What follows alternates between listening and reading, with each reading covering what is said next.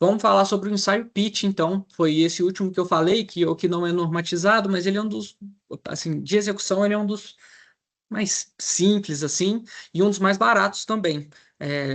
Para vocês terem uma noção de valor, o pitch em cada estaca, é claro que vai depender de acesso, quantidade de estacas que vai ter na minha obra e tal. Ele fica por volta de R$ 100 em cada estaca, né? Ah, eu tenho 1.000 estacas na minha obra, então você vai ficar mais barato por causa do volume. Mas é um teste muito barato. Assim, não é barato para a gente, né? Felipe, me faz um Pix de R$ 100 agora. Mas ele é barato no sentido quando a gente vê o porte de uma obra de engenharia, o quanto que custa fazer uma fundação, porque quando a gente faz uma fundação dessas, né, que de estacas profundas, você paga por metro perfurado, então a empresa de fundação, perfuratriz, a máquina grandona e tal, igual a gente tem aqui no fundo, essas maquetes, essas máquinas, você paga pelo metro que ela perfura. Então, você paga pela perfuração dela, você paga pelo metro cúbico de concreto que você vai injetar nisso, você paga pelo aço e etc. Então, o custo de uma fundação é muito mais caro do que os R$ 100 que você paga para o pitch, que pode te deixar de consciência tranquila. Aí vamos lá, o que que o ensaio pitch te dá? Ele verifica se existe uma patologia na sua estaca. Então, o ensaio, ele verifica a profundidade da estaca. Você fala assim, então eu fiz uma fundação de 10 metros de profundidade. Então, ele verifica se ele atesta se ela realmente tem 10 metros e se ao longo dos 10 metros ela está constante, ela teve um encurtamento, ela teve um alargamento ou não, porque isso são problemas executivos. Vamos contar BO de obra, que aí é mais fácil de visualizar. Eu fiz uma fundação, que aí é o seguinte, eu fui, perfurei, aí beleza, eu fiz 10 metros, deixei um buracão lá de 10 metros, que é até perigoso o pessoal cair lá dentro. Aí eu comecei a jogar concreto. Terminou o meu caminhão de concreto, meu caminhão betoneiro. Terminou ali dos 10 metros, eu joguei 4 metros só de concreto. E quando ia chegar o próximo caminhão para terminar de jogar, deu problema no caminhão, terminou o dia, deu problema na concreteira, alguma coisa assim. Só fui terminar de jogar esse concreto no outro dia. Terminei ali de 4 horas da tarde, só fui jogar o outro concreto para terminar de complementar a estaca, 7 horas da manhã do dia seguinte. Pô, olha os problemas que eu posso ter. Primeiro, quem me garante que de madrugada não desbarrancou o resto do furo que eu tinha feito? Quem me garante que não caiu um bicho, algum tipo de sujeira que vai impactar na qualidade, na homogeneidade da minha estaca? Isso porque eu nem falei se chover, né? Se chover de madrugada, imagina esse buraco aberto. Sem contar que isso ainda dá um negócio que a gente chama junta fria, que é a diferença de cura entre concretos. Então você vai ter um concreto ali que já começou a dar pega de 10 a 6 metros, né, os 4 metros do fundo, e depois de 6 metros a 0 metros, digamos assim. Quantos problemas que isso pode dar? Então o ensaio pitch ele verifica esses possíveis problemas na estaca que você faz. Então ele verifica profundidade e se ao longo dessa profundidade você teve um encurtamento ou alargamento. Alargamento não tem tanto problema, porque se você dimensionou um negócio para ter esse tamanho aqui para distribuir essa carga, se ele tem esse tamanho, pensando em questão de segurança e carga, não tem problema. Agora, se ele vai ter um consumo a mais de concreto pelo volume e etc., aí a gente entra na parte financeira de gasto a mais. Mas pensando em segurança, não tem tanto problema. Agora, o encurtamento tem problema. Porque se o negócio foi feito para suportar uma carga desse tamanho, quando eu estou apertando ele, eu estou sobrecarregando essa seção de concreto quando ela está encurtada. E aí a gente tem que se atentar a isso. Por último, tem ali investigar o comprimento. E aí tem um asterisco, que aí essa é a parte um pouco mais Sherlock Holmes, e é quando a gente vê o dia a dia da engenharia mesmo, né? A gente está muito acostumado, o pessoal já está do oitavo período para frente, mas até o sexto, sétimo período, a conta sempre fecha. O cálculo é sempre perfeito e tudo tem que fechar, né? O π é igual a 3,14, 15 e etc. Do sétimo período para frente, π é igual a 3 ou igual a 4, que a gente arredonda para cima para ter margem de segurança. Tirando a brincadeira, mas é quando a gente começa a ver não vou falar as limitações da engenharia, mas a gente começa a colocar incerteza. E aí, aqui no mercado, a gente convive com a incerteza e a gente tem que ter domínio para que, dentro da incerteza, a gente tome decisões e premissas conservadoras ou não para conseguir fazer a obra andar de forma segura. Então, esse investigar o cumprimento é um pouco disso. Vou contar o caso, depois vou até mostrar um dos ensaios desse caso. Um cara me ligou e falou assim: Felipe, eu peguei uma obra aqui, que a obra está embargada, já tem uns 3, 4 anos, e tem uma fundação aqui. Eu não sei o que que tem nela. Eu não tenho projeto de nada, eu não tenho profundidade de nada, eu não tenho documento de nada. Eu tenho literalmente um círculo de concreto. Eu não sei a profundidade disso, o quanto de carga que isso pode absorver ou não. Eu preciso partir de algum lugar, porque se eu vou aproveitar essa fundação de alguma forma para terminar de subir minha estrutura, se eu vou ter que fazer um reforço nessa fundação, se eu vou desconsiderar essa fundação e fazer tudo novo, eu tenho que partir de algo. Falei, cara, então beleza, então vamos partir do ensaio pitch.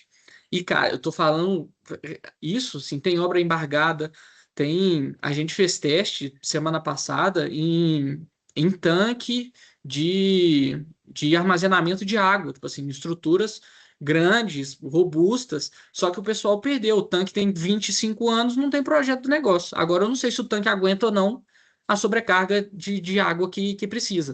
Então, eles demoliram o piso, acessaram a estaca para a gente fazer esse teste investigativo. Ou seja, eu não tenho a informação da empresa de execução que fez. Eu quero fazer o teste para eu inferir qual que é a profundidade e se a execução, e se a estaca já está feita, eu faço uma sondagem e vejo. Ah, a empresa está falando que essa estaca tem aproximadamente 10 metros e com essa sondagem aqui, aproximadamente 10 metros, ela vai ter tanto de carga, ela suporta tantas toneladas de carga.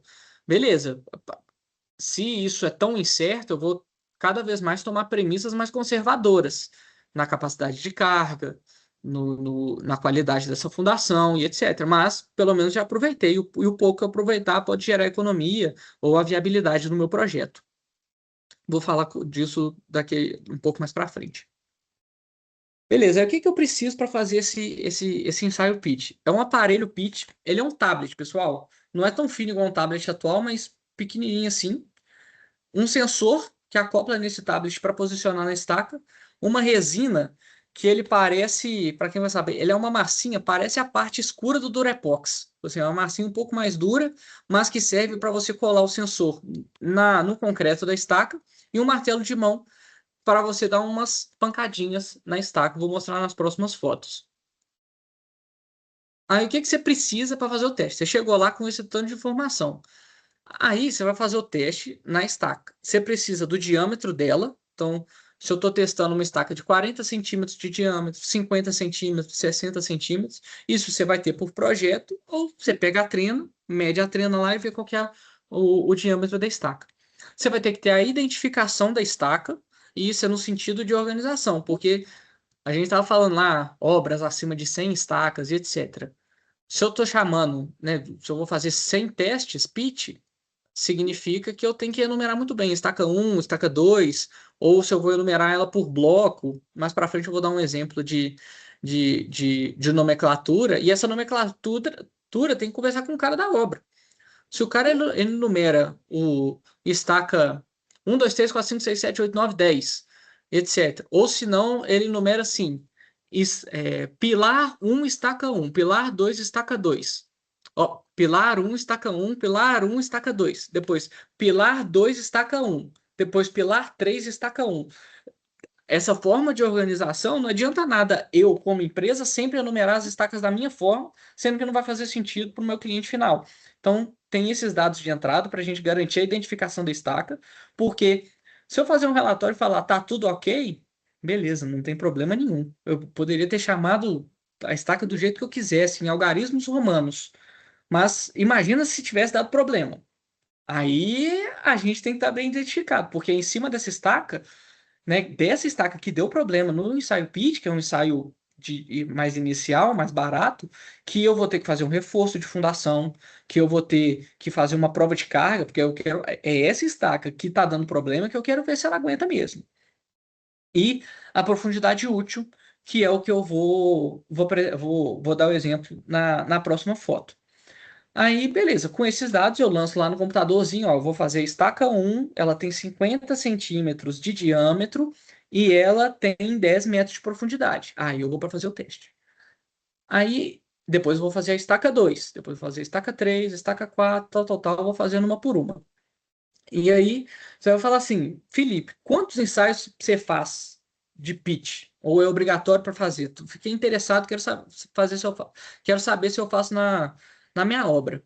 Igual eu disse, ele não tem obrigatoriedade, beleza, então não precisa. Se você quiser jogar com a norma debaixo do braço, você não precisa fazer o pitch, vai gerar economia, mas assumindo os riscos, né, de não ter essa informação.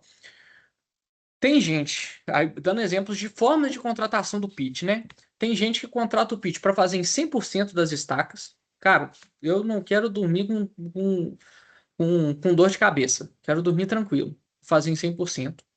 Tem empresas que contratam por amostragem. Então fala assim, ó, eu vou contratar em 30% das estacas. Se em 30% tudo passar, beleza, vida que segue. Se desses 30%, se eu fizer em 30% e algumas não passarem, aí eu aumento a minha amostragem. Eu vou fazer em 50%. Você vai tateando, se tudo estiver ok, beleza. Se não, você passa e o resto fica economia. Você dorme com meia dor de cabeça, você toma meia Nosaldina só. Agora, se você não quer contratar pitch nenhum, mas eu quero fazer uma contratação pontual em estacas que eu tô com a pulga atrás da orelha. Pode ser esse exemplo que eu falei deu uma junta de concretagem. Foi um dia que eu fiz aqui, fiz as estacas. Pensando em execução da estaca, tá tudo certo. Só que na hora que eu rompi meu corpo de prova lá, com 7, 14, 21, 28 dias, deu problema. Então, puta merda, agora eu vou ter que pegar no meu mapa de concretagem aqui, que dias que eu fiz a estaca que deu problema no concreto. Nela eu quero fazer um ensaio pitch. Aí pode ser. Então, aí é uma contratação um pouco mais reativa nesse sentido de eu quero fazer, investigar as que realmente estão dando problema. E aí, cada forma vai ter sua negociação. Se for fazer 100% das estacas, eu tinha dado aí o exemplo de mais ou menos R$ 100 por pitch, né? Ele vai ficar um pouco, talvez vai ficar um pouco mais barato, porque você vai ganhar no volume. Se você vai contratar para fazer uma, duas provas dois pitch só, não vai dar para te cobrar R$ 100, porque eu vou cobrar o dia do meu técnico todo. Aí você vai fazer uma, duas ou 10 estacas, fica à vontade. Mas não estou vendendo serviço, não, porque eu nem sei quem precisa ou não. É mais no sentido de vocês terem malícia na hora de estar fazendo a contratação desse tipo de ensaio. Aí, esse é o exemplo do pitch. Esse daí tá até com duas pessoas, mas é um ensaio muito simples, dá para fazer com uma pessoa só. Vamos analisar a primeira foto da esquerda. Esse que é o tablet, né, verdinho. Acoplado nele tem um fio que é o sensor. Esse sensor posiciona na estaca de concreto e depois o cara dá umas marteladazinhas, um martelo de mão. Tem na foto da esquerda, mas na foto da direita dá para ver um pouquinho melhor ali o sensor acoplado e o cara dando um martelo de mão. Aí o que que ele faz? Ele dá de 3 a 5 marteladas, então dá lá 1, 2, 3 batidinhas. Esse sensor, eu vou entrar um pouco na parte física, é até meio viajado, mas vocês vão ver, na parte física do negócio. Mas esse sensor ele vai medir a propagação dessa onda da batidinha do martelo e vai fazer a leitura da estaca. Beleza, vamos ficar assim. Ele vai fazer a leitura da média de 3 batidas. Então eu vou bater 3 vezes, ele vai fazer a leitura da média. Aí eu vou tirar esse sensor, colocar na estaca de novo, talvez em outro ponto, um pouco mais do lado, bater 3 vezes de novo, pegar a média e etc. A ideia é fazer de 4 a 5 leituras e cada dessas leituras já é a média de 3 batidas. Isso tudo é para poder gerar redundância e que, se eu chegar e falar assim, vou pegar o nome de alguém aqui da chamada, tá? Só para dar exemplo. Se eu chegar na obra do Gabriel Córdova, eu falar, Gabriel, sua estaca não passou, cara. Aí eu vou falar, não, Felipe, fala isso não, cara. Nossa, minha obra já tá atrasada. Falar, cara, não passou. E eu sei que a notícia é difícil, mas é porque eu peguei 5 sinais, cada sinal já é a média de 3 batidas e ainda assim o trem não passa de jeito nenhum. Tá com algum problema nela, vamos investigar. Então, esse é o motivo da gente fazer com redundância. E uma coisa que é interessante chamar atenção é esse negócio de profundidade útil. O que que eu quero dizer? A gente precisa da profundidade da estaca, né? Vamos falar que ela tem 10 metros. A empresa de fundação falou que fez uma estaca de 10 metros. Só que a gente tem um negócio que a gente chama de arrasamento. Arrasamento é o quê? É a cota de demolição. Você fez a estaca de concreto até o nível, o seu platô de trabalho, você vai ter que demolir ela um pouco para você chegar na armação e conseguir amarrar essa armação no bloco, no resto da estrutura que você vai concretar para cima. Então, nesse exemplo aí, você pode observar, a Aline é nossa assistente de engenharia. Ela deve ter o quê? 1,70 de altura, mais ou menos. Olha como que ela teve que descer no bloco. Ou seja, a empresa de fundação fez até aquela cota ali, antes de escavar. Depois o pessoal fez a demolição e escavou e fez a demolição para a gente fazer o ensaio pit lá embaixo, que é o que realmente da estaca fica para baixo do solo. Então significa que se eu falar que essa estaca tem 10 metros, ela não vai ter 10 metros, ela vai ter 8, digamos assim, né? Alguma coisa nesse sentido. E aí se eu chegar e falar assim, não, essa estaca não tem 10 metros, não, ela tem 8 metros. Eu vou estar criando um rolo danado para a obra. Então, o importante é a profundidade útil, que é o quê? O que a empresa de fundação fornece, mas o que foi descontado desse arrasamento. Que aí eu desconto isso e falo, olha, essa estaca realmente tem 8 metros. E ela realmente tem 8, porque a gente está descontando essa cota do bloco. Aí é o exemplo de fazer o ensaio. Dá para ver um pouco melhor aqui a execução. Pessoal, já deu 6 horas. Ebert, só lembrando de passar o formulário de presença para o pessoal. Se já mandou ou Tá no não, não estou conseguindo. chat. Ah, boa. Tá no Que aí chat. Pessoal, tem um formulário de presença. Isso é tanto para o certificado de vocês, tanto para depois a gente pegar as informações para sortear os brindes do treinamento de hoje. Aí é sobre identificação da estaca. Olha essa. O cara tá fazendo o teste, né? Essa estaca ela é tão grande que o cara consegue entrar dentro dela, por exemplo, no diâmetro. Ah, tá lá, pitch, apoio 17 é 1. Ou seja, é, provavelmente é uma ponte, né? Que aí a gente fala daquelas linhas de apoio. E aí é a estaca 1 dentro desse apoio. A estaca do lado da direita, deve ser apoio 17 é 2. Essa é a forma de nomenclatura do cliente que a gente tem que cadastrar.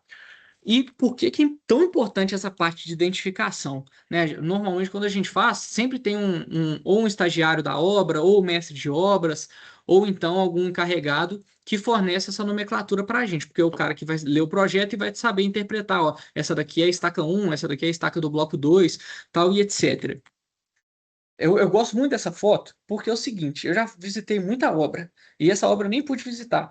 Quantas obras que vocês, para os que trabalham em obra, tá? Quantas obras tem um papelzinho colado na estaca escrito estaca 1, estaca 2, estaca 3, estaca 4? Isso é muito raro de acontecer, pessoal. Talvez alguém que trabalhe aí dentro de uma indústria ou de uma mineração com um nível de exigência de qualidade lá em cima, alguma coisa nesse sentido. Não é muito comum você pegar alguém para imprimir e colar um papelzinho na beirada da estaca para poder identificar ela. Então, assim, eu gosto de trazer esse exemplo para mostrar que ele é o exemplo extremo do nível de organização. Mas você também tem obra que o cara não sabe, não tem o projeto impresso, aí tem que pegar, muda nome, enfim. Isso normalmente uma questão. Aí, para fazer esse teste, a gente precisa da estaca limpa e arrasada. Olha essa foto da direita. A gente pede para o pessoal pegar uma lixadeira e passar um disco de desbaste para deixar bem lisinho mesmo, para a gente poder instalar esse sensor. E 7 dias de cura da estaca. Então, alguém que está fazendo fundação hoje, se você está fazendo a fundação hoje, pode fazer um ensaio pitch daqui a 7 dias. Fazer menos do que isso, em alguns momentos, é possível. Só que tem algum problema porque o concreto não vai ter dado a cura toda dele. E aí pode ter problema. Tipo, às vezes o concreto do topo, que está ali em contato com o ar, ele dá uma cura mais rápida. Aí ele já está duro, mas lá no meio dele ele às vezes ainda está mole. E aí essa diferença da reação química do concreto, né, essa não homogeneidade no sentido de cura, pode dar problema na leitura do sinal. Aí beleza, a base teórica. O ensaio pitch, ele é a leitura da aceleração das partículas da estaca. Vamos voltar lá na física de terceiro ano, ondas e alguma coisa nesse sentido. Se eu tentar empurrar essa mesa aqui, que eu tô com o notebook apoiado tentando empurrar, eu tô fazendo força nessa mesa aqui para empurrar. Só que eu tô fazendo força, é viajado, hein? Pega viagem comigo aí, pessoal. Toma um café porque vai precisar. Ó, eu tô meio que empurrando a primeira partícula aqui da mesa. Aí essa partícula tá empurrando a segunda, que tá empurrando a terceira, que tá empurrando a quarta. Eu tô meio que empurrando cada uma das partículas, mesmo que a mesa a gente sabe, né, que é um objeto inteiro, tal, mas quando olha no microscópio é mais ou menos isso. Eu tô empurrando partícula por partícula.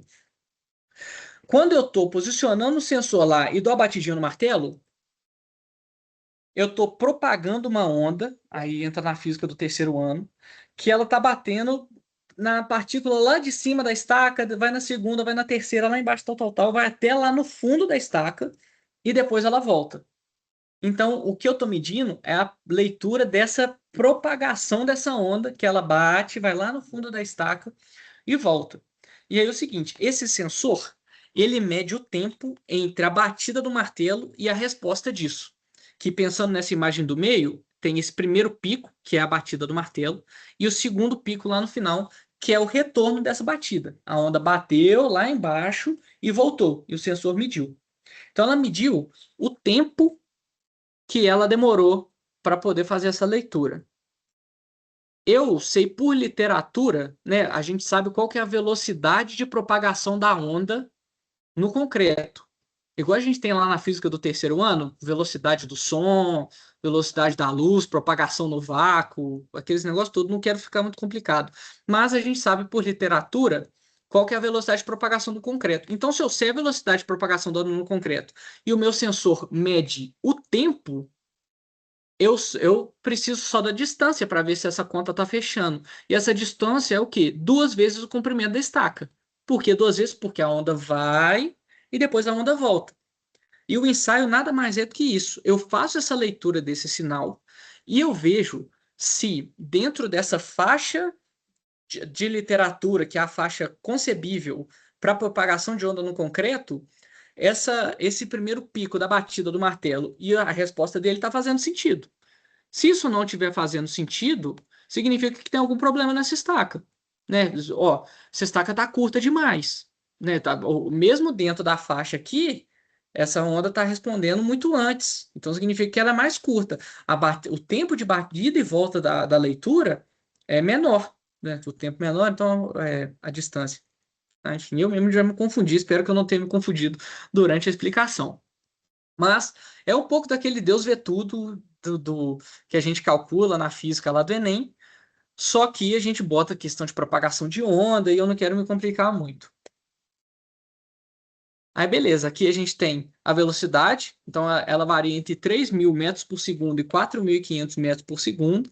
A gente tem essa variação, ela é grande porque tem concreto que você vai fazer com 7 dias de cura, tem concreto que você vai fazer com um mês de cura, tem concreto que ele é mais fluido, concreto que é menos fluido, tem concreto que nem é concreto, a gente chama de argamassa, porque conceitualmente ele não tem nem brita para poder fazer a fundação. Então, por isso que existe esse range de variação para a gente poder fazer a análise. E aí existem essas variações da estaca de 10 a 15%. Então, não. Eu gosto de falar que a gente atesta o comprimento da estaca. Porque se uma estaca, você falar assim, ela tem 10 metros, eu consigo, por esse range de velocidade, falar que ela tem ali entre 9, 9,5 a 10, 10 metros e meio. Então, para eu falar que essa 10 metros e meio, 11 metros, então eu não consigo ter certeza. Olha, essa estaca ela tem 9,25 centímetros. Não tem.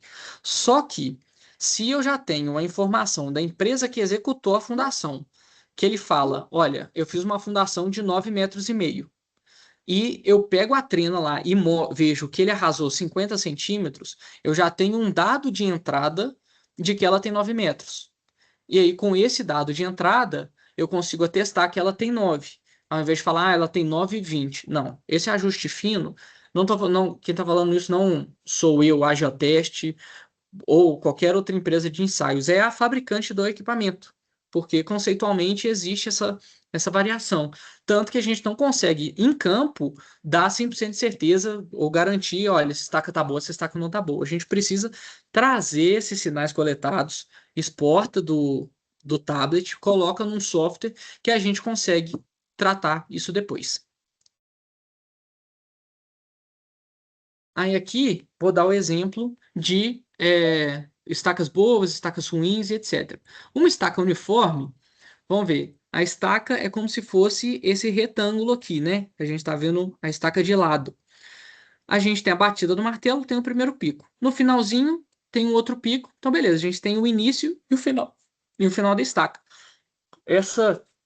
Esse gráfico verde aqui é só conceitualmente para tentar entender como se fosse a propagação da onda, descendo, batendo e voltando. E isso tudo é a extensão dela. Essa onda, ela pode bater e repicar, voltar para cima ou para baixo. Não quero entrar muito no mérito, mas é só para entender que quando a gente vê uma barriga para cima ou para baixo, é quando a gente consegue identificar que é o final da onda, que tem essa discrepância na propagação da onda. Então, aqui a gente está dando um exemplo de uma estaca embuchada, barra engastada, ou enraizada, enfim, ou um tubulão que tem um alargamento na ponta. Então ela começa constante, tá tudo ok, tem a batida do martelo, mas para o final ela expande para baixo e aí tem essa curva para baixo. Mas é uma estaca muito boa também. Agora, o que pode dar problema é essa daqui da direita, estaca com estrangulamento. Aí a gente deu a batidinha no martelo no início, ela tem uma determinada seção. Chegou num certo momento que ela deu um problema. Pode ser a junta de concretagem, tudo que eu citei para vocês. Aí, normalmente, ela dá uma sujeira, dá uma interferência ali, que aí volta um pedaço do sinal, né? Pensando esse um monte de onda verde aqui, é como se fosse a continuação dela, que na imagem da direita, a continuação dela até o final, mas ela começa a dar uns retornos, né? Como se fosse uma interferência no sinal, e aí é o que a gente aponta um possível problema. E aí eu vou dar exemplos reais aqui de obras que a gente teve isso.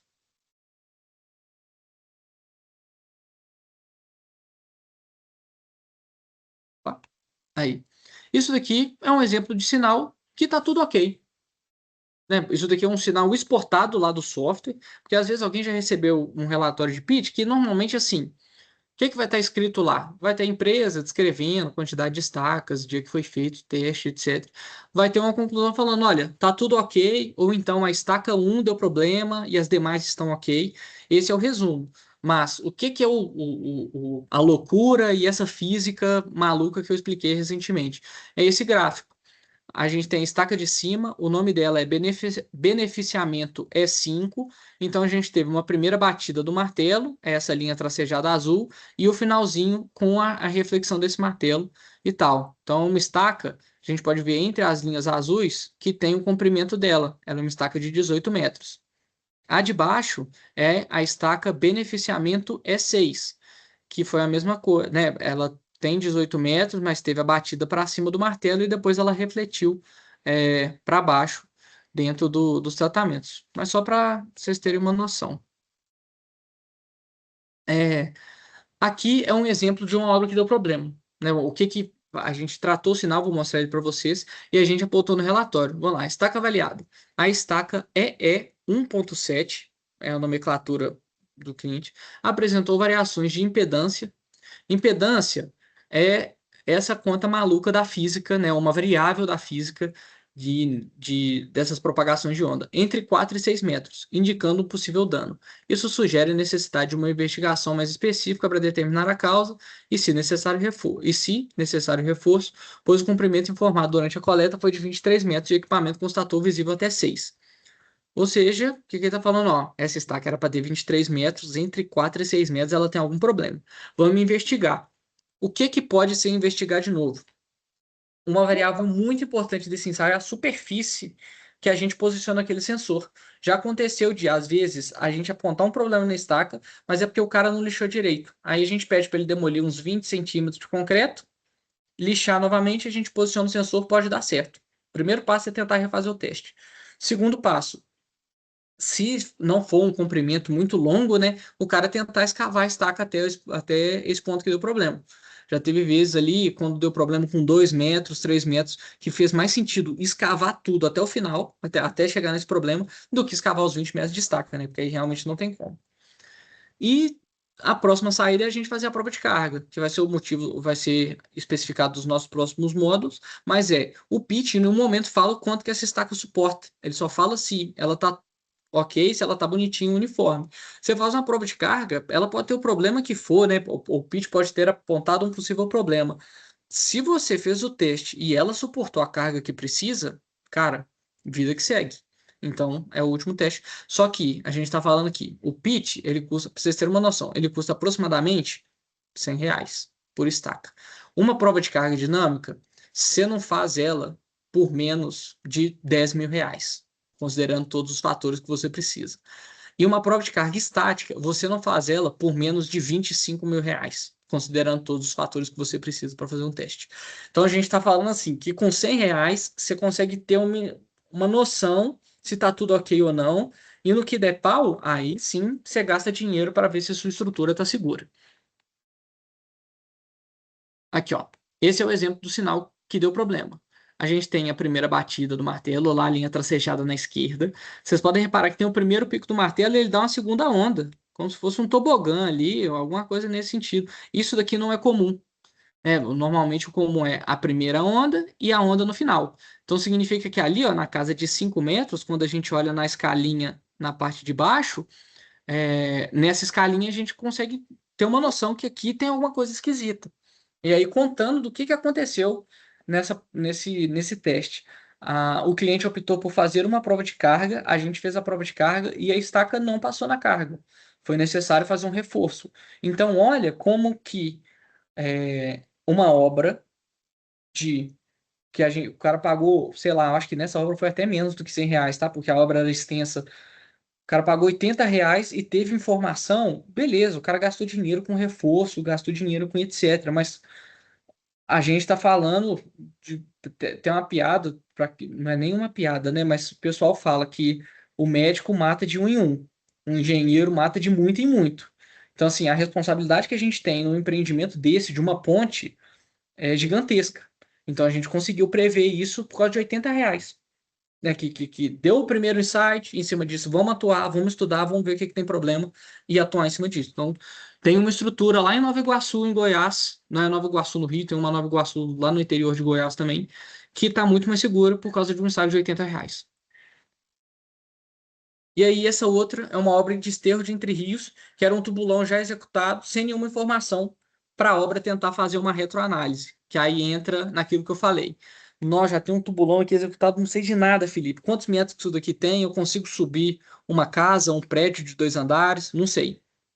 A gente fez o teste, a gente percebeu algumas interferências nesse sinal, tá vendo que a ondinha dela tá um pouco mais balançando, mas para tubulância no comum, porque tubulão ele já vai ter um aumento de alargamento da base, conceitualmente falando, mas a gente fez o teste, a gente fixou uma velocidade lá, né? Porque ao invés de variar o range de velocidade numa profundidade que a gente conhece, a gente travou a velocidade e variou a profundidade.